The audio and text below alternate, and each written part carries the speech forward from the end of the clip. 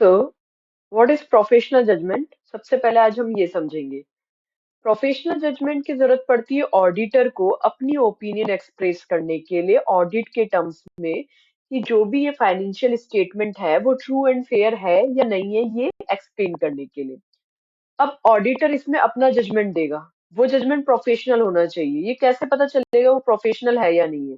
तो ऑडिटर का judgement professional बनता है उसकी ट्रेनिंग, नॉलेज और एक्सपीरियंस से, जो कि उसने आर्टिकलशिप और सीए की पढ़ाई के दौरान गेन की है।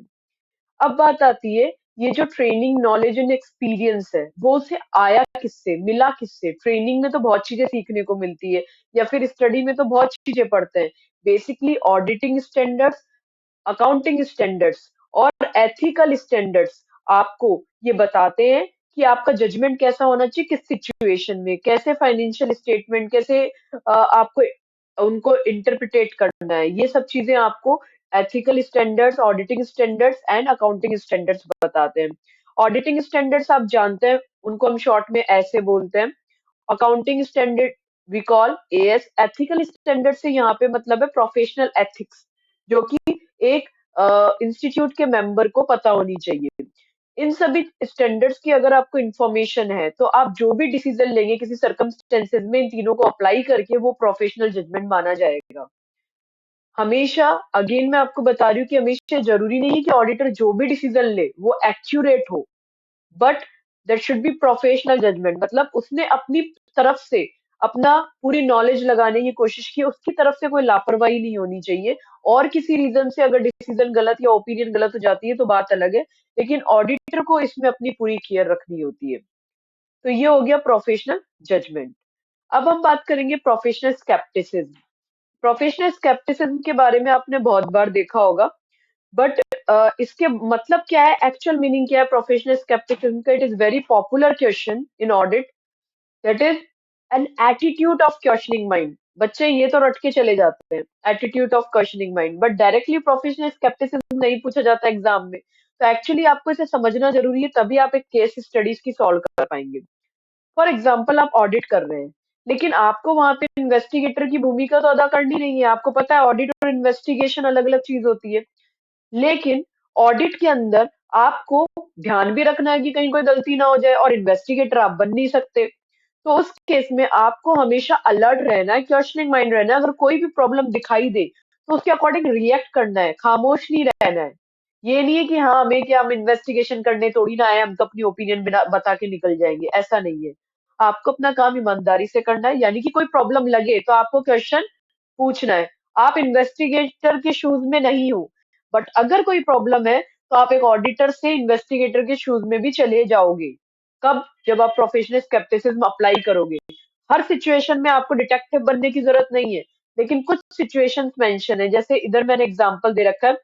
अगर आपको कॉन्ट्राडिक्टरी ऑडिट एविडेंस मिले, what it mean? Contradictory audit evidence का मतलब क्या है?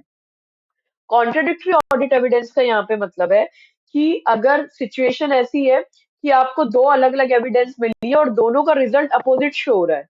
फॉर एग्जाम्पल, एक एविडेंस मतलब आपने किसी एम्प्लॉय से पूछताछ की तो उसने बोला कि ये ट्रांजैक्शन तो हमारे मई मंथ में हुई थी, दूसरे ने बोला नहीं ये तो मार्च में हुई थी। तो यहाँ पे कॉन्ट्राडिक्टरी एविडेंस हो गई। तो इस केस में आपको उसको कट ऑफ प्रोसीजर से सॉल्व करना चाहिए, मतलब कोई एडिशनल प्रोसीजर लगानी है। कट ऑफ प्रोसीजर क्या होती है वो हम बाद में समझेंगे, अभी हमारा कंसंट्रेशन प्रोफेशनल स्केप्टिसिज्म की तरफ ही है। तो आपको इस तरीके से उसका पोस्टमार्टम करना है, फिर आपको समझना है कि एक्चुअल प्रॉब्लम कहाँ हो रही है।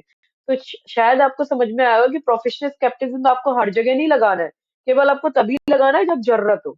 आपको फिर डिटेल में घुस के उस ट्रांजेक्शन की चेकिंग करनी पड़ेगी अगर कोई प्रॉब्लम नजर आ रही है तो। जनरली अगर कॉन्ट्रडिक्टरी एविडेंसेस नहीं है, डॉक्यूमेंटेशन पूरा है, सब कुछ वेल सेटल्ड है, तो आपको ज्यादा डिटेक्टिव नहीं बनना, आपको ओपिनियन दे देनी है कि हाँ ये ठीक है। तो ये इस तरीके से वर्क करता है। इसके अलावा कई सारी चीजें होती है, जैसे आपका पास्ट रिकॉर्ड ऐसा है कि आपने बहुत ज्यादा फ्रॉड्स किए हुए हैं, तो ऑडिटर को हर कदम पे बहुत ज्यादा डिटेक्टिव माइंड से चलना पड़ेगा। तो ये सब प्रोफेशनल स्केप्टिसिज्म की एप्लीकेशन है, जो टाइम टू टाइम आपको अप्लाई करनी है। आई थिंक आपको प्रोफेशनल जजमेंट, प्रोफेशनल स्केप्टिसिज्म समझ में आ गया होगा। प्रोफेशनल जजमेंट क्या? ऑडिटर का जजमेंट, डिफरेंट डिफरेंट सर्कमस्टेंसेज में ऑडिटर को अपना जजमेंट लेना होता है कि मेरे अकॉर्डिंग ये सिचुएशन में मैं क्या जजमेंट लूंगा, ये सही है, गलत है या क्या चीज है। तो उस चीज में ऑडिटर को अपनी ओपिनियन देने के लिए अपनी ट्रेनिंग, एक्सपीरियंस और नॉलेज का इस्तेमाल करना है। और वो ट्रेनिंग, एक्सपीरियंस और नॉलेज से उसने सीखा क्या है? Auditing, accounting and ethical standards. बेटा आपको मार्क्स तभी मिलेंगे जब आप ये टर्मिनोलॉजी यूज करोगे, इसलिए मेरा फोकस आपको समझाने के साथ साथ टर्मिनोलॉजी याद करवाने पे भी होता है। फिर बात करते हैं प्रोफेशनल स्केप्टिसिज्म में। प्रोफेशनल स्केप्टिसिज्म से यहाँ पे क्या मतलब है?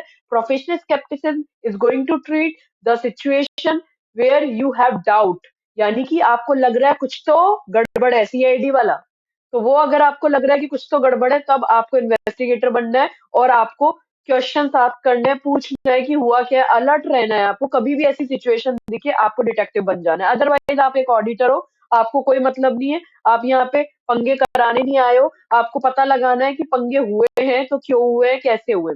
वो आपको डिटेक्टिव माइंडसेट से नहीं करना है। अगर आपको रास्ते में चलते चलते कुछ ऐसे एविडेंसेस मिल जाएं, चेकिंग करते टाइम मिल जाएं, तो आपको फिर छानबीन करनी है, otherwise it's okay, totally okay.